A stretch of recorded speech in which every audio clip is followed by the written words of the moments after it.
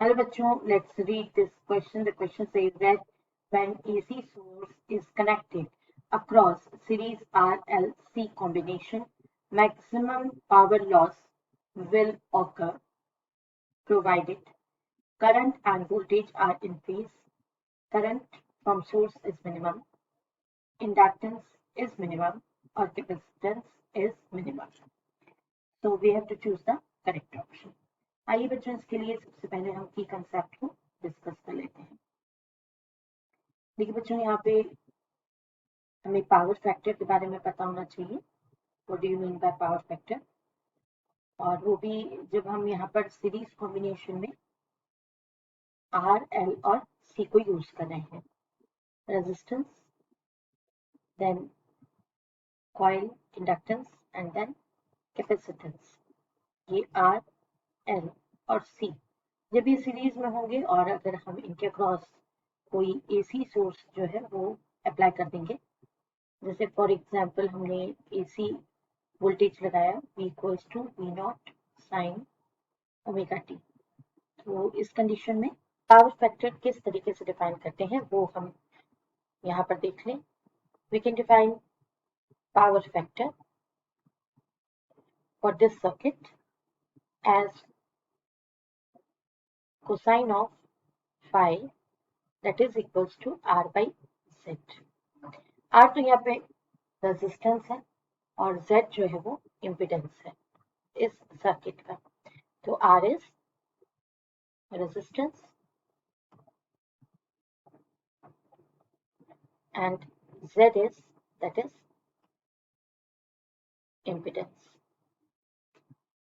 तो बच्चों ये पावर फैक्टर हमने डिफाइन कर दिया। आइए अब हम डिस्कस कर लेते हैं सॉल्यूशन, जिसमें कि हम राइट ऑप्शन को अप्रोच करेंगे। तो राइट ऑप्शन को अप्रोच करने के लिए आइए देखते हैं solution.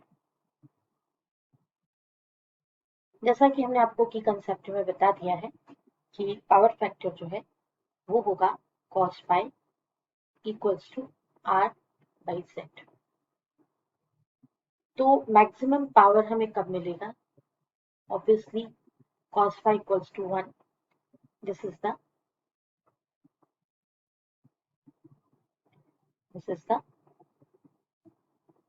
maximum value of power factor। और ये कब पॉसिबल होगा? आप इस एक्सप्रेशन को देख के अंदाजा लगा सकते हैं। It is possible when Z is equals to R। जब दोनों की वैल्यू इक्वल हो जाएगी तभी पावर फैक्टर हमको क्या मिल जाएगा? 1। when R is equals to, it is possible when R is equals to Z। मतलब कि जो रेजिस्टेंस हम यूज कर रहे हैं उसका वैल्यू, रेजिस्टेंस का वैल्यू इम्पिडेंस की इक्विवेलेंट होना चाहिए, इक्वल होना चाहिए। तो तभी हमको क्या मिलेगा? cos phi का वैल्यू 1 मिलेगा। और cos phi 1 है मतलब ये cos phi का मैक्सिमम वैल्यू है। किस कंडीशन में? इन दिस कंडीशन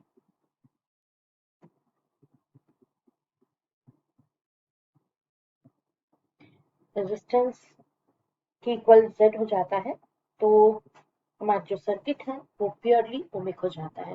तो इसलिए कहा जाता है कि सर्किट इज प्योरली ओमिक। तो आइए देखते हैं कि हमारा डिस्कशन किस ऑप्शन को मैच कर रहा है, क्या हम करेक्ट ऑप्शन तक पहुंच रहे हैं। तो बिल्कुल करेक्ट ऑप्शन तक हम पहुंच रहे हैं। बिकॉज ऑफ दैट हम Z is equals to R तभी कर पाएंगे जब करंट जो है वो करंट एंड वोल्टेज जो है वो कैसे हो जाएंगे? सेम फेस में हो जाएंगे। और ये होगा तो हमारा सर्किट क्या हो जाएगा? प्योर ओमिक हो जाएगा। तो this is the right option. I hope you understood it well. Best of luck. Thank you.